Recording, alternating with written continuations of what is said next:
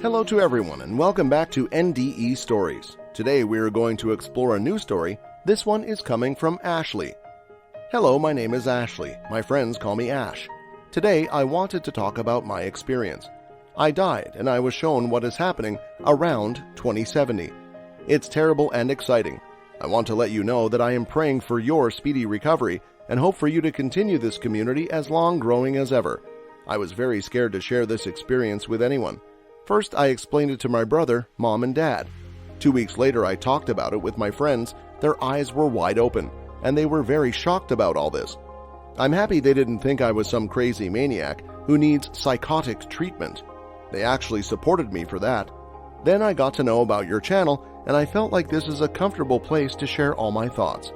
I wondered how to explain it to them since none of them have experienced what I did. They had a lot of questions, what, when, where, and stuff that I know it won't be here, so here it goes. I was living a wonderful life with my husband and my kids. I was pregnant with my third kid.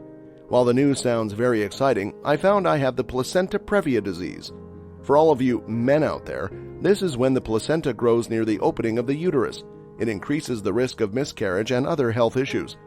Anyway, the placenta previa was the least of our worries, as we had the amniotic fluid tested to determine what issues the baby could have, and we weren't given the best news. We were told that the baby had a high probability of Down syndrome. The thought of having a special needs child at 35 scared me. Some of my first thoughts were, what would happen to him or her when I died? Who would take care of this kid?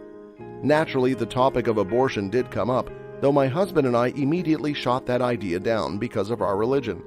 I was put on bed rest and told that I would need to avoid any sort of laborious tasks. When the baby was of 7 months, I found out that there was a possibility that there can be a huge risk of the baby not being born. That scared me to death.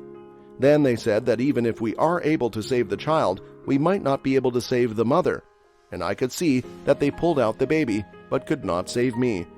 They tried their best, all the equipments that were present. They used it to the best they could, tried multiple times to save me, but they couldn't.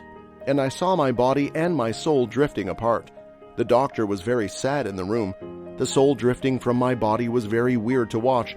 The whole process of seeing yourself actually die. It was something I can't describe in words. Then I woke up to this place which was very calm, pin drop silence. I was in a bed, and as I stood up, I saw a super tall man touching my back and saying, "So you've arrived."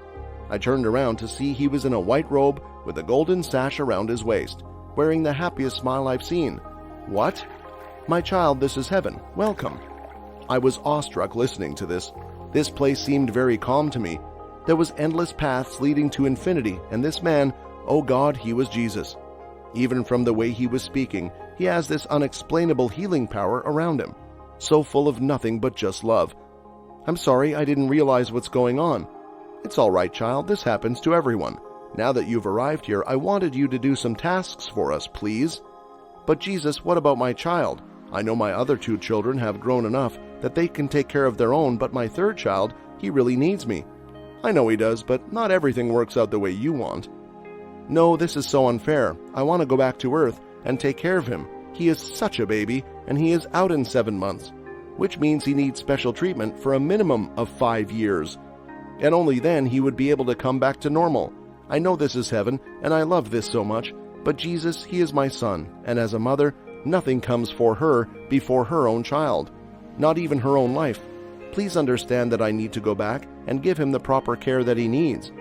You know this is something souls demand before going to Earth. They sign the contract of their duration, and you chose only one life there, and you have completed it. However, luckily, you do have another chance, since your purpose is aligned with it, he explains. Wait, so my purpose wasn't fulfilled by now? I ask him. He gives off a gentle laugh and then says, My dear, the world is so much more bigger than Earth. There are multiple dimensions, and time plays differently everywhere. So you have to know and as a soul visit all of that. It's a true beauty to realize how infinitely big the universe conspires to be. I know that you are not able to foresee it right now, because currently you haven't shredded off your earthly emotions yet. And it's okay, I'll explain deeply when you will come around next time. Right now you have some tasks you have to do.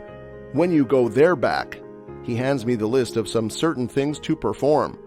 Although now that you are here, let me show you a glimpse of your life and a possibility of the future. Come with me," he says as I hold his hands to the undefined infinity. I was shown how I was born into existence, how my soul accompanied my body, how everything that I went through, it was very tough and exciting to see it all at the same time. It's tough, I know, but you have to embrace all those moments. This is the human life on Earth. You may experience totally different life too in a different world. Spiritually though, Earth is known to be one of the most beautiful experiences, although I'm sure you will enjoy all the other worlds as well. He took me to a deep dive into this weird tunnel, and then I was in 2070, and I saw multiple things happening. Small imbalances between countries started happening since 2045. The US had a conflict with the urban countries. China and India were almost gonna trigger a war scene, but these were very controlled due to the elections held for United Nations Security Council. In 2040, it established very wise men, and they handled all the countries' conflicts pretty well. Then later though, in around 2065, an earthquake hits up in Argentina, and Europe starts to split apart. This platonic shift caused a major split in Asia as well, and parts of which got stuck to North and South America, and some of it to Oceania. The water levels were rising up too. This shift caused economic issues for the entire world. The world trade had to be reformed. This was the reason that initiated the Third World War, not nuclear bombs, lack of money management in countries. Asia and European countries that were near stayed on one side, while America was on bad terms with every country. London and North American countries stayed on one side. The Oceania, however, stayed back during the Third World War, and they did not participate. Neither anybody compelled them to do so. Since it had only money problems and not lands or border issues, they thought they would manage all of the economic problems within themselves as a continent, and guess what? They succeeded in it. It was such an amazing sight to see how the entire world is busy in war causing chaos. Everywhere, meanwhile, Australia, New Zealand just minding their own business, chilling along the coastline. The Antarctic lost a small portion of itself too. And as usual, wars always disturb the economy further. So every country went into chaos in themselves after the war. India suffered a great massacre for 10 long months, where lots and lots of their people died. China suffered even worse than that, and it still had fake democracy. So you can guess how terrible it would be for people of China. Japan was the first country to recover from war, and it took a shocking just 4 months to do that. You might wonder there are no signs of nuclear stuff. Well, that's because a cult group of most skilled thieves went on this mission to steal all the nuclear weapons present in the world. Mostly it was America, India, and North Korea. This cult was called Assassination for Good, best thieves in the world. After stealing it, they defused and launched every single one of it in the outer space. This was also known as the smartest move in the history by everyone. After knowing all this information, I was sent back. I could feel all my emotions. I was there back in the hospital. There were happy faces all around. They handed me my kid. I took great care of and made sure he is raised the right way. My life went in peace during all the rest of the years. I explained to family members, as I said above, about the whole thing. I came to stumble upon your channel, and it made so relieved to know that I am not the only one here. I also read the comments of people, and I found how deeply our good works with every single one of us. Lastly, I want to thank you for your prayers and tell you that they mean a lot to me. That does it for today's experience. Thank you so much, Ashley. Hope you're doing okay, and feel free to reach out if you want to.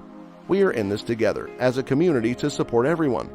Do you think we are headed for a new world war? Do you believe that an earthquake is powerful enough to swallow up parts of California? Do you think the assassination for good will be true? Let us know what you thought in the comments section below. As always, continue to stay safe and be blessed.